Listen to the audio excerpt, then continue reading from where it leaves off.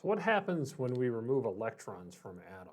Okay, what do we expect to have happen to the electron configuration? So as we discussed in the using Slater's rules, right, the Z effective on the 3D orbital is a calculation is larger,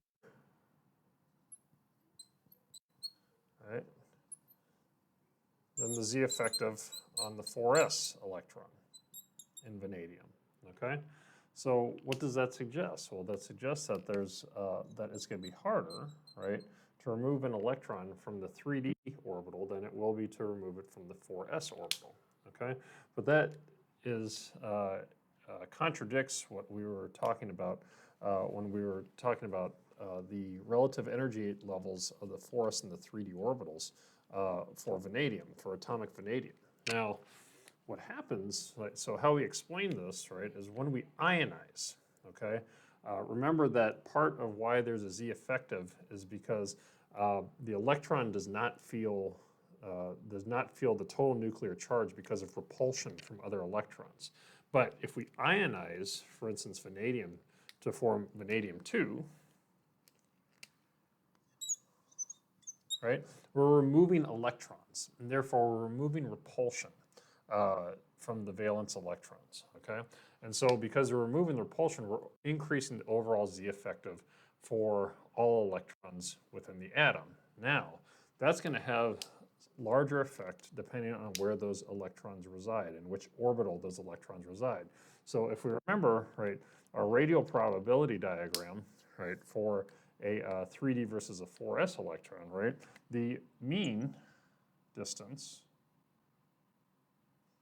right, for a 3D versus a 4s, right, that mean distance between the nucleus and an electron in a 3D orbital is going to be much closer than the mean distance between the nucleus and a 4s and an electron in a 4s orbital, okay? And so if you remember what we talked about thinking about Coulomb's law, that means there's going to be a larger attraction, and if Z effective increases, then there's going to be a larger attraction between orbitals that are closer.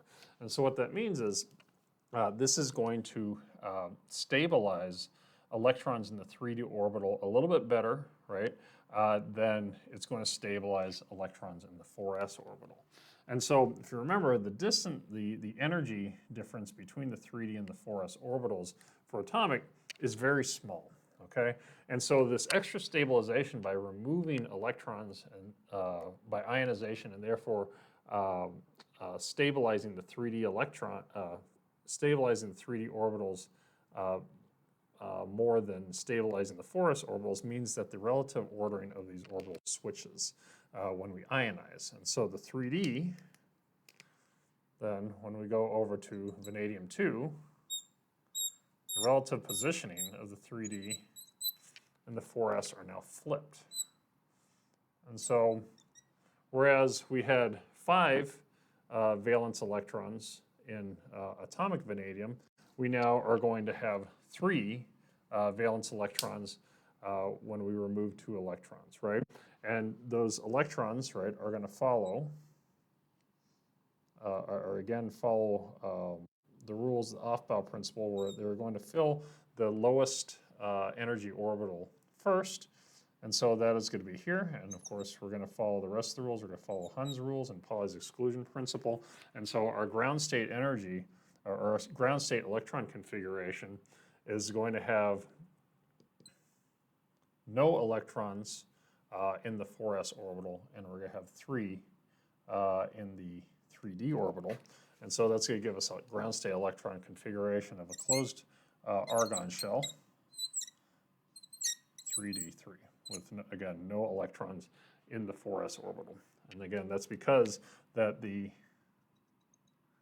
relative, the effect of removing effect of removing electrons is to increase the effective nuclear charge, and the increase in effective nuclear charge is going to stabilize the closer 3D orbitals better than it's going to stabilize the 4s orbitals. And so these energy level, the energies of these, relative energies of these 2 orbitals are going to flip, and the 3D orbitals are going to be lower in energy. and the electrons are therefore going to reside in the 3D orbital instead of the 4s.